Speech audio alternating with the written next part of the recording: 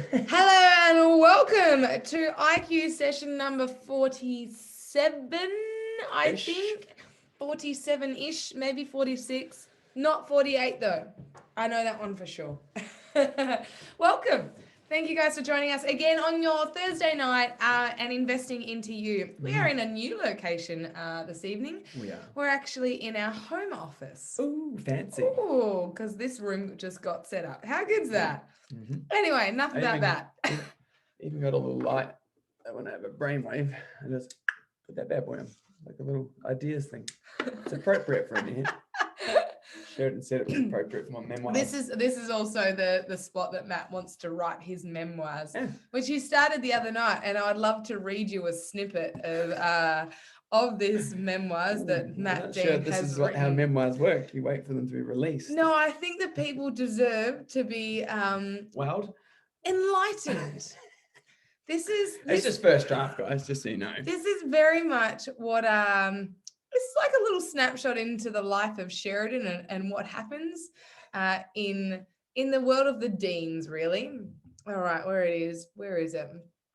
Matt's memoirs, first draft. It's saved as Matt's memoirs. Day 1. Dear memoir, I'm happy to report that I am happy. Full stop. He wasted precious computer space on that. Anyway, without further ado, it can only get better from here. Like, I like to set the bar low, and now we're just going to wow you. All right. Smash it. Today is all about what to do, how to cope when you're down or if you're depressed and all that kind of stuff. So we've briefly touched base on this topic in a previous one.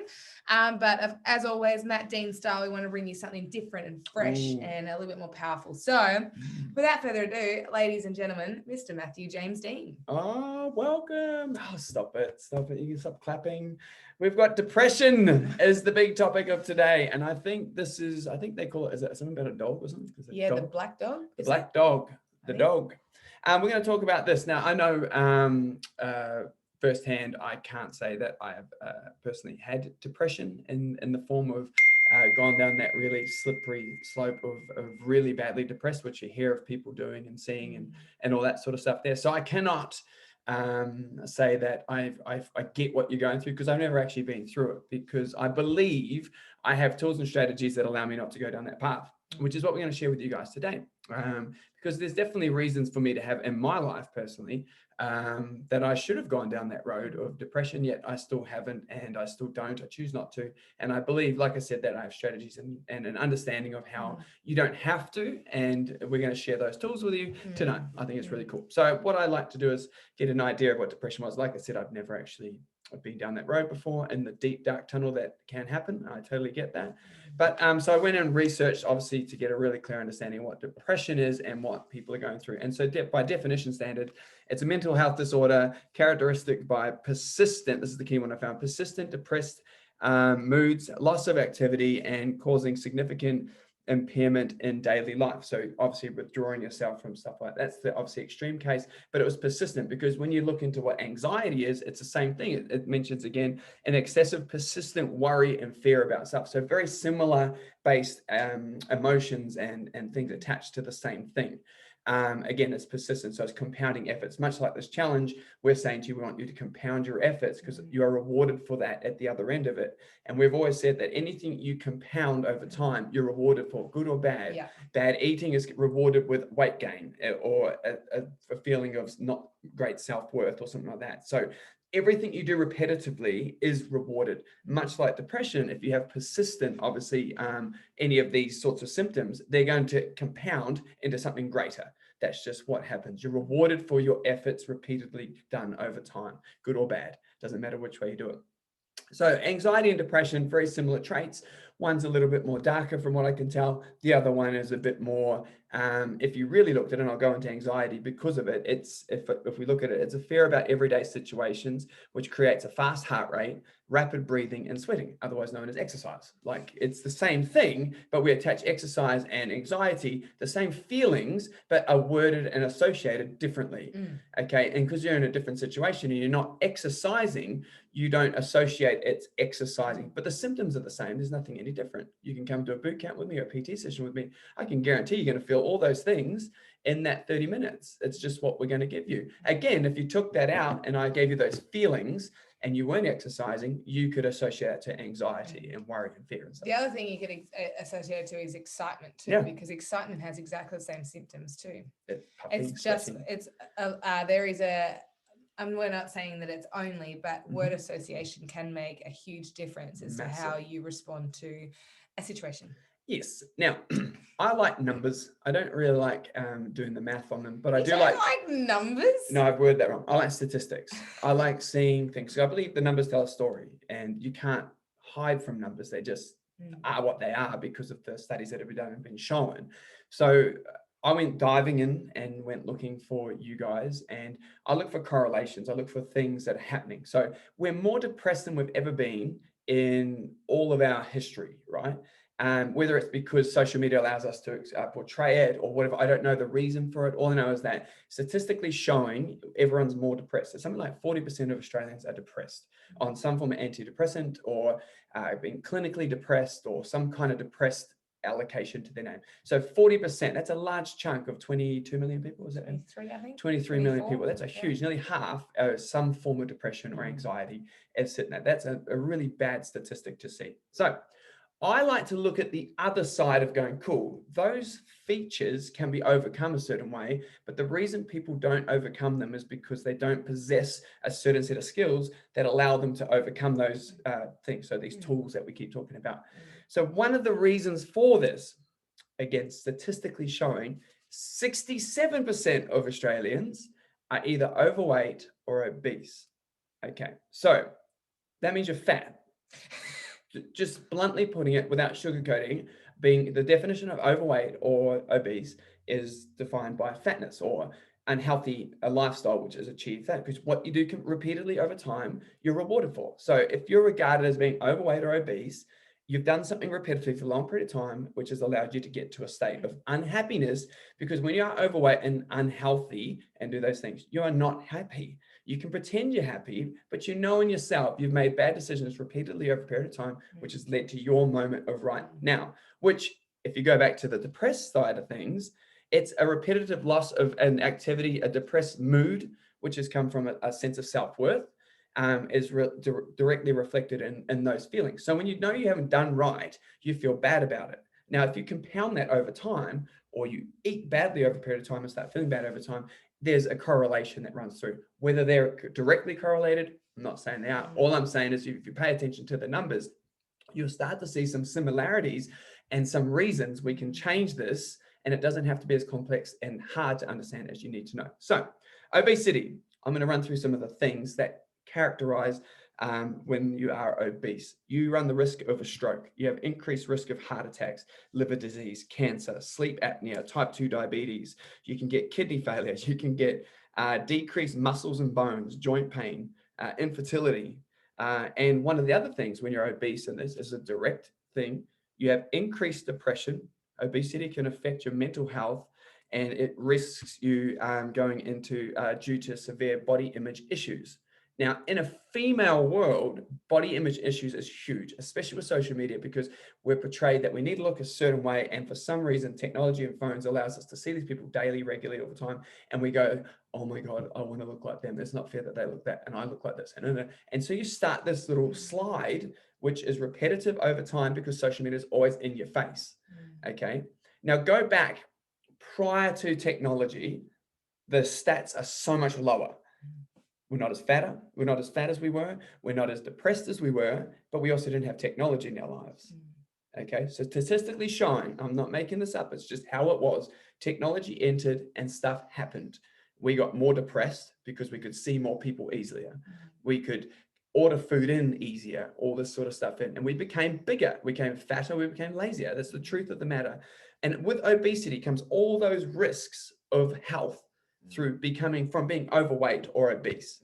Obese was the one I was referring to then. So I went to the extreme because we seem to remember extreme better than we're extreme, understand little things. So let me just go to my next bit of notes. So what happens is, anyway, when you are depressed, is it's an exaggerated state of emotion. So if you think about it, when you're emotional about something, it's generally exaggerated. It's if you're angry, it's worse than it is. If you're sad, it's worse than it is. It's not what it is. It's just a heightened amount of emotions, because in your body, you've had a chemical shift of your cortisol levels and bits and pieces like that, which have moved because of your state. And you've gotten sad, so the cortisol's crept in due to stress or due to whatever it is.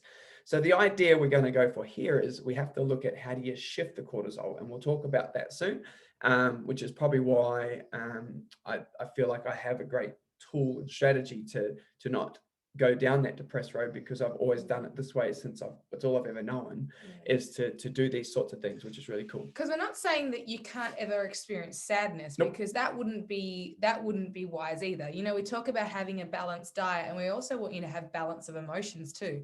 Every emotion is 100% real, valid, and needed to be experienced 100%. But it's how long we choose to stay in that emotion.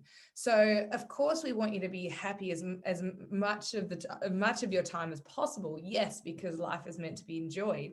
But the key challenge that I have is that people expect life to be easy. Yeah. And when it's not easy, they don't get happy, then they get consistently sad because it's not meeting their expectations. So we need to understand first and foremost that life is not meant to be easy. Nope. And that all of these emotions are 100% there to be used and to be felt. And we should go through moments of sadness. We should go through moments of anxiety and stuff, because that then builds our character and builds our experience around the other emotions too. But it's how long we choose to stay in those emotions for as well. So that's what Matt's talking about tonight, is how do we here's some tools and some strategies so that, yes, you can experience these, but how do you get out of them too? Yep. And how do you move forward? And how do you spend most of your time in the emotions that you want to spend your time in, rather than being trapped in an emotion of something like a state of anxiety or depression? Exactly. So depression is an influx of cortisol, which is our stress hormone. I'll go into a bit of a definition of that a little bit later on, but an increase of this hormone called cortisol, it spikes, and then that creates a state of depression. That's what happens. It's a series of things that happens and So keeps you there. Internally, this is what's happening for you to feel like this. You also have a restriction of your oxygen, so meaning that you kind of feel like you can't breathe properly, because basically when your oxygen comes in, it fills your bloodstream, and if it's restricted, like if you're going and you got these little short breaths, you start to get a bit of anxiety that it's attached to it, because it's not allowing your body to circulate and do these sorts of things, because it's worried about what's going on. And that'll make more sense in a minute. But from being depressed, your mood changes. Some of the mood things that change from you become sad, numb, frustrated, you're irritable, you feel guilty, your thinking's very self-critical, you can't cope, you have difficulty making decisions, you can't concentrate, suicidal thoughts, nothing good happens to me, you have all these negative chats with yourself. And just remember, when you're talking to yourself, the one person who believes everything you say is yourself. So if you talk shit to yourself, you believe every bit of word that goes into it. So start talking better is already a better place to start for that little one there. Behaviorally, you'll lose interest, you'll lack motivation, you'll tend to cry a lot more, you'll be short-tempered a lot more, you'll avoid friends. Physically change, you'll lose a bit of appetite, you'll have change in weight, and you'll have difficulty sleeping, headaches, you'll be tired, and bits and pieces like that. So some of the things that cause depression, this is the kicker, is family, work, money, all these things, life events, health, alcohol, drugs. And there are modern day stresses, if you think about it in the simplest form. Now, the reason that is relevant is because that's our biggest stress in our life, is how am I going to pay for this? How am I going to please my family? How do I make sure my mum still loves me? My dad still loves me? All these things, we always try to please and trying to do things for other people. They create a stress in our body, which increases cortisol. And this is the direct correlation and connection to it. Now, back in the day, and I've used this analogy before, in the caveman hunter and gatherer days, cortisol was put in our cells. It's the original drug for fight or flight, meaning if I have to defend myself, I'm given natural energy on the spot to go and punch the crap out of what's in front of me. Or I've got the natural amount of energy to get the heck out of there and run away from the situation.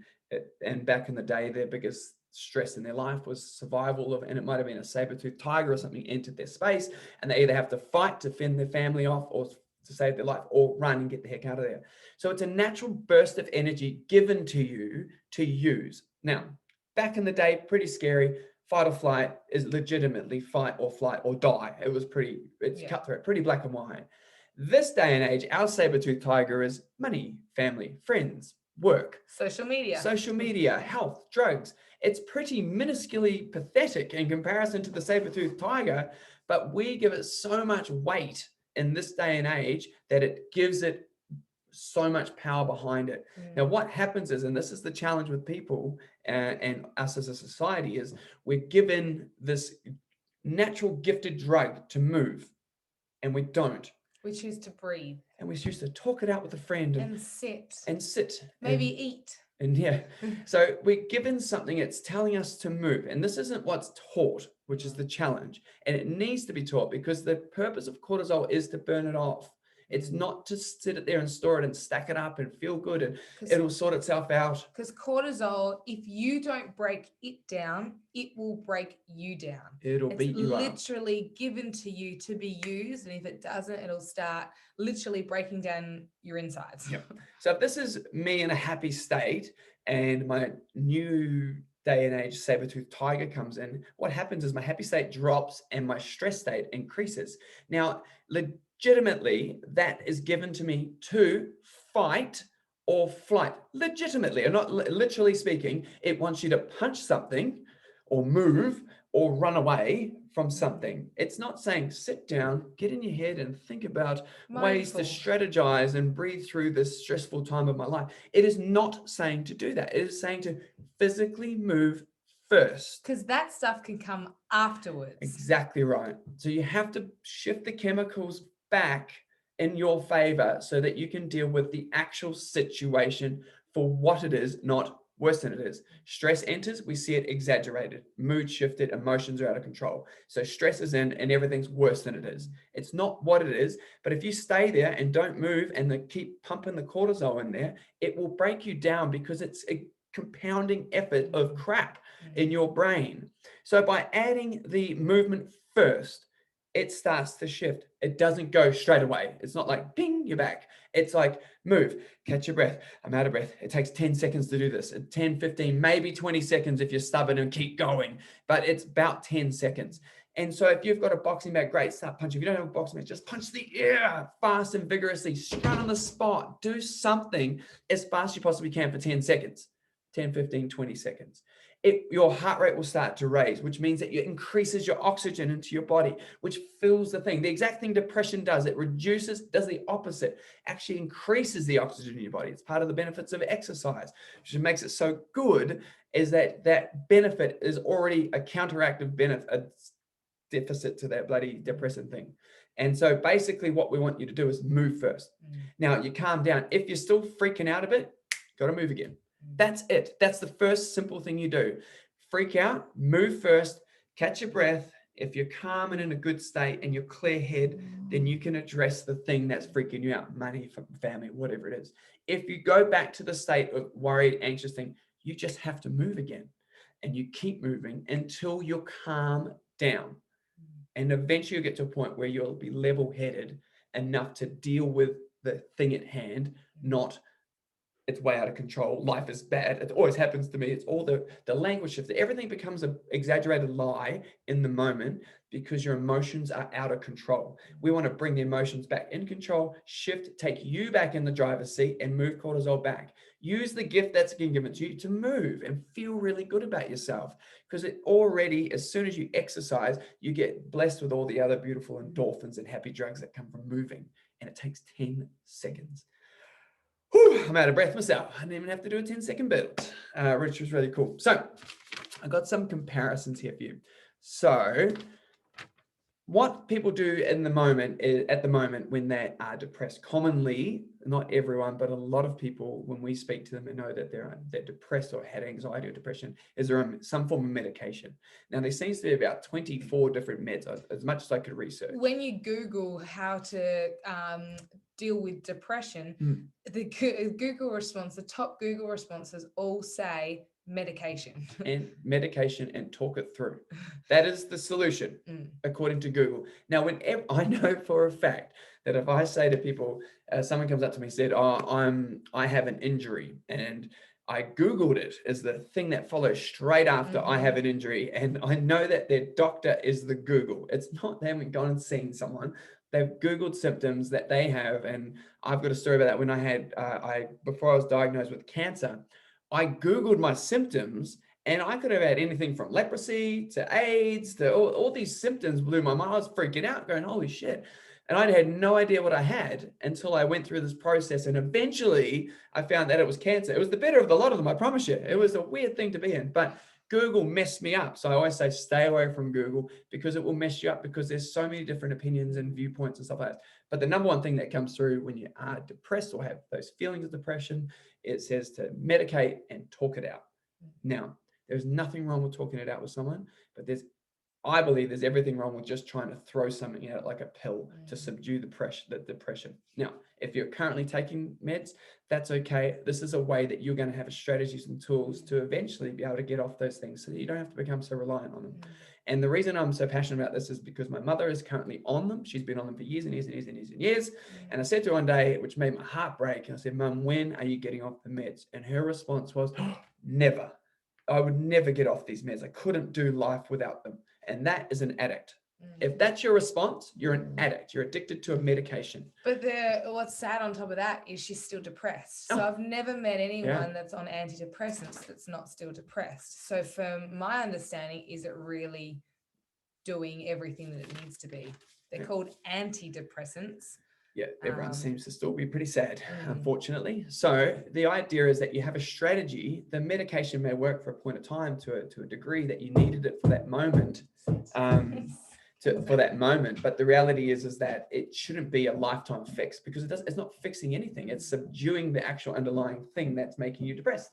So we want to peel that back and kick that habit so that you can deal with the thing that makes you depressed, and so you can get through it. Because otherwise it's compounding drugs over a period of time. There's a side effect to that, lots of side effects, and I'll go into those in a second. Oh, please go into the side effects of antidepressants. Okay, cool. So antidepressant meds, right? The whole purpose of them, I thought, what the heck is the point of taking medication? Why throw something at yourself when we know, because we've looked into it, we have the ability to shift depression, but we're not taught how to do it. So we're given everything, yet we resort to taking drugs. And I'll get to that because there's another pet peeve of mine in a minute, but it balances your chemicals in your brain. Those cortisol levels that we're talking about, it's trying to bring them down for you. This is what antidepressants do. They try to bring your cortisol down for you. The same way exercise does, right? Exercise is just quicker and you don't have to take a medication. You don't have to rely on something. It balances chemicals in your brain to help your moods and your emotions, which is what we're just talking about. It's designed to help you sleep better. It's designed to start helping you make better choices for yourself. That's it. That's the benefits of taking meds, right? I was like, oh, cool. That's pretty simple. One of those things is to make you happy. No, but that's the purpose of an everything I could find on it was basically around those, worded slightly different, but it came back to those fundamentals. That was what, if you take the meds, that's what you're going to get from balanced chemicals to help with your moods. You're going to allow you to sleep better because that's one of the side effects of depression, and you're going to start being able to make better choices for yourself. All right, tell us the side effects, Matt. All right, side effects. You could get any one of these things, if not all or more. Headaches, agitation, nausea and vomiting, sleeplessness. Hang on, sleeplessness. But the pro is that it will help you sleep better. But this is just maybe. Possible side effect is sleeplessness. Oh, okay. But you can also feel drowsy. So you can be sitting there like drugged up drowsy. Okay. Or reduce sex drive. That's always fun. I'd be pretty depressed. Making it worse, medication. Dry mouth. You can receive weight gain as a side effect of these beautiful medications. And remember, a side effect of weight gain is depression. Can you see what's happening here? It just gets crazy loop. And then there's another one, erectile dysfunction. Oh, that's going to make any man sad. Right? So this is just some of them. The list went on and on and on. And this is labeled, this is the drug you take. These are all the side effects you take. So I think I'm an intelligent man. If I go see thank you very much. I'll tell you are. If I went to a doctor and I'm feeling depressed and the doctor said, here, take these meds, I would go, cool. what do the meds do for me? And I know that that person can only tell me 3 things that it's going to do for me. But I might go, well, that's good. I want to feel those things, so I will take the meds. I totally get that. But an intelligent person would say, what are the side effects of this same drug? And they should list all those things that I said, if not more, if not slightly different variations of them. And I can now make a decision going, do I want an erectile dysfunction? Potentially.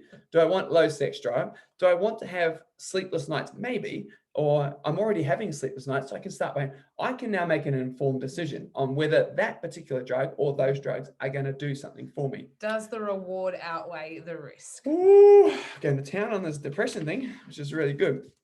So where's my next one? So then I was like, okay, cool. That's if you ask the question. Most people don't ask the question. They just say, please help me. I'm in a shit place. Just give me the drugs. I want to take drugs. Totally get that. That's cool. The society we live in says, give me, and fix me quick. I don't want to do the work. I'd rather just take something so I can have the result now. We live in a microwave society, which we want everything right now. It's on the money. Please give it to me now. And if we don't get it, we get frustrated, irritated, which just leads to more depression. It's a vicious cycle out there, people. I promise you. So then I went to the benefits of exercise, because I know that exercising directly correlates to a shift in the chemicals, which that drug is trying to do. I know that it shifts the exercise. So I know that already exercise has one of those fundamentals that the pill is trying to give you, right? Here we go. So if you want benefits of exercise, here's just some of them. There's many more. It'll improve your brain and memory function, which one of the things in there was memory loss and unable to make decisions. So by exercising, I'm able to make better choices for myself. So already it's one of the benefits that people are looking for from a side effect of depression. That's a good thing. It protects me against chronic disease. Well, depression is regarded as a chronic disease. Aids in weight management. Stop it. You'll be telling me that the meds put on weight, but this exercise will take off weight as well? What? And they'll both get the same results. And I'm still getting the same results. This is getting crazy, if not people. better. Come on. Check the next one out. Improve my quality of sleep. What? Come on. This is just, it's crazy. The benefits of exercise are exactly what you're searching for in medication from depression. This is where it gets cool. It also maximizes strength and balances my posture. It increases my lifespan. It just goes on and on and on and on. It gets me sweaty, it gets me puffy, it gets me stronger, it gets me fitter, it gets me all these other beautiful things. It shifts my cortisol levels, which is what we're searching to do. So I know for a fact that that outweighs the meds straight away. The difference is that takes effort. And so what happens with that is people are lazy. Because, go back to the start, check it out, 67% of the world of Australians are overweight or obese. And one of the direct correlations things there, if you start piecing this all together, is you become lazier when you're overweight, because you don't have the energy to get up and go and do stuff. You don't have the drive. You don't have the ability to want to go do more, because you're not allowed to, because your body restricts you. It makes you feel bad about yourself. So the obesity stacks on the emotion and makes the emotion worse than it is. So it's easier to go throw a pill down our mouth to deal with the situation than it is to go out and physically move, because people don't know how to do it. You don't have to go out for a 5, 10, 15, 21 kilometer run, bike, swim, nothing of the kind. We're saying to you, move for 10 seconds.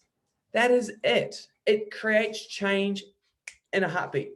It honestly does. So anyway, I was being a bit biased because we love fitness. We know the benefits of it. And you're probably sitting there, it's easy for you. You haven't had depression, blah, blah, blah. Totally get that's cool. So I thought I need to find the side effects, because there's side effects to exercise too.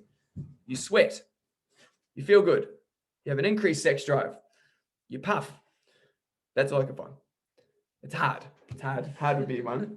And that's it. The side effects of exercise, you may get injured if you're not conditioned to do large quantities of volume. But the reality is the side effects of exercise are obsolete comparatively to erectile dysfunction, sleep apnea, all those things that the medication is giving you. So I think what Matt's trying to get here is that wouldn't you try exercise first?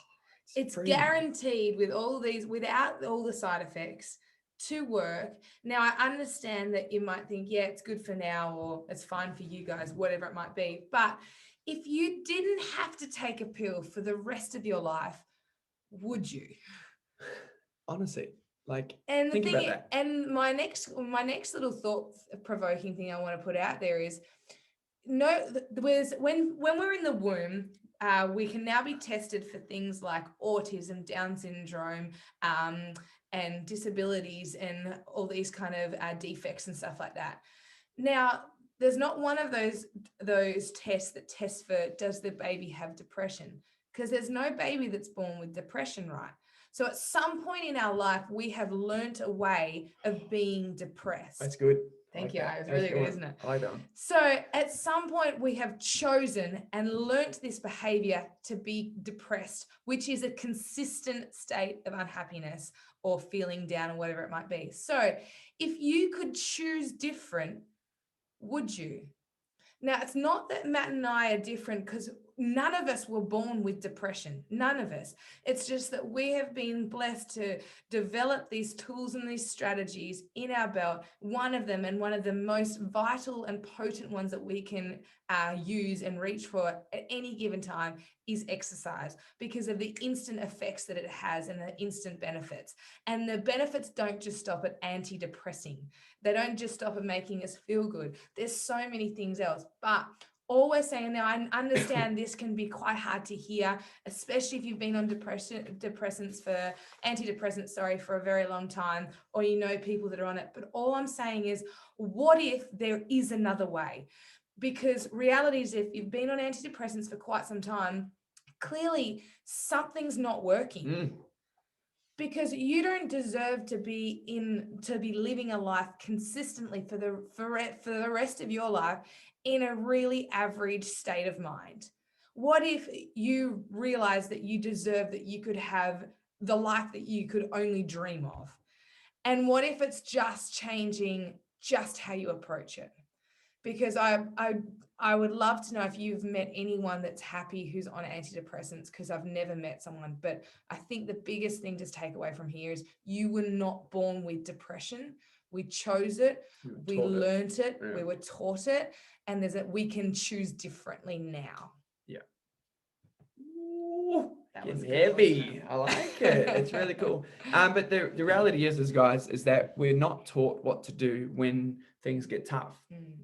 Our parents, the whole thing coming through now is it's okay to not be okay, because, the men and the thing, you're not allowed to say that you're sad or anything like that. And that was the culture, and it's been that way for a long period of time, and all that sort of stuff there. And I get why it was like that. And I get why that's the movements come through now to say, talk it out, do this, do that, do this. But they missed a step. It should be move first and then find someone to talk to, but move with them first before you talk. Like, don't let them sit there in a depressed state or a sad state to talk to you and listen to you. Because here's a hot tip, this is what I find too, is someone with depression will find someone else with a depression to talk to. They don't seek out the happiest person they know. They don't look for someone who's got what they want. They find someone who's willing to listen to what they have and sympathize and empathize with them and go, oh, it's okay. Because it wouldn't be wise to go to someone who's bankrupt to get financial advice, would it? So it's the same kind of thing when it comes to that as well. Yeah. And the other thing is that the medical industry is providing this information of turning to antidepressants and things like that. But you got to understand, they're in the medicine industry, medical medicine. They're not in the health industry, really. It's slightly different. And what if we just chose a different road? What if it was put out there that exercise could actually assist? Because not one of those Google searches that we did said, in conjunction with health and fitness. Not one of them. It just said, take a pill and talk it out. Talk. And that, unfortunately, is not the right way to go about it. Again, you can talk it out. You can talk to people, but you have to get your state into a position where you're ready to talk to someone. And that might take a few efforts of these 10-second bouts and bursts and whatever it is, runs or jumps or swims or whatever it is. You don't have to go get changed. You can do it in a suit. You can do it right now, because in 10 seconds, you don't sweat. You puff. That's it. And that's what we want to do, increase the oxygen, because depression has depleted the oxygen. Let's increase it. Let's get those lungs going. And that means sprint on the spot, punch the air, jump up and down, whatever it is for you. Do it as hard as you can. I just really want us to remember, taking away from this, that an answer is always move. Nothing bad comes from moving, no matter what your situation, whether you are depressed, anxious, whether you're any of the other emotions, it doesn't matter. Movement can always help. The next thing is, I want you to take away from this that life isn't meant to be easy. It's not meant to be cushy. It's supposed to challenge us, because you look at, this is a corny saying, but it's true. Diamonds are created under extreme pressure, and diamonds are the most, considered one of the most beautiful things there are on the planet. The strongest trees have withstood the strongest winds. So that it's, nothing bad comes from going through challenges and stuff like that. But the sooner we learn that life is not meant to be easy, it is actually meant to be hard, but we get to choose how we handle the hard and how we associate the hard. If we look at it as a beautiful blessing and a challenge, then we're going to have a very different experience to when we see it, this life is happening to me. Why is this happening to me? Really understanding that life isn't meant to be easy. All emotions are meant to be felt 100%. We want to be well-rounded people that can experience them all, but you get to choose where you spend most of your time. And knowing that exercise is now a tool in your tool belt and a strategy that you can use, you can go to that every time. And we're not going to say it's going to instantly go, oh, I'm happy. Oh, all my worries and fears are gone away. No, it just means that we get to approach these in a much more level-headed and strong and powerful position. Yeah. And one of the other cool things too is, like we said, anything you do repeatedly, compounded over time, is rewarded. So although you might be feeling stressed and anxious and you move for 10 seconds and you get it to a point, it might take you 3, 4, 5, 10, 20 goes. It doesn't actually matter because they're only 10-second intervals.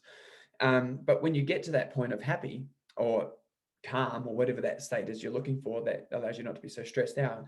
But if you could do that repetitively over a period of time, as in not wait for depression and anger and all these things to kick in, but you legitimately were proactive about it, and you did these little 10-second bursts throughout the day, even when you're in a good mood, because the benefits when you're in a good mood makes you in a great mood now, because you got the 10 seconds of endorphins. So you can literally keep tapping that feeling. And if you were to do that over a period of time, you are rewarded for doing it with a strategy and with a tool to help you deal with anything that comes into your life that may be a bit of a lemon or a curveball that you weren't expecting at the time. Move first. Yeah. Deal with it if you're feeling good. If you're still not feeling good, move again. Keep moving until you get there. You will get there. Yeah. Don't wait for a med to kick in. Don't wait for anything like that. It's just a silly waste of time when you could deal with it right in the moment and be relevantly present with those situations. All right. So this pretty much wraps us up.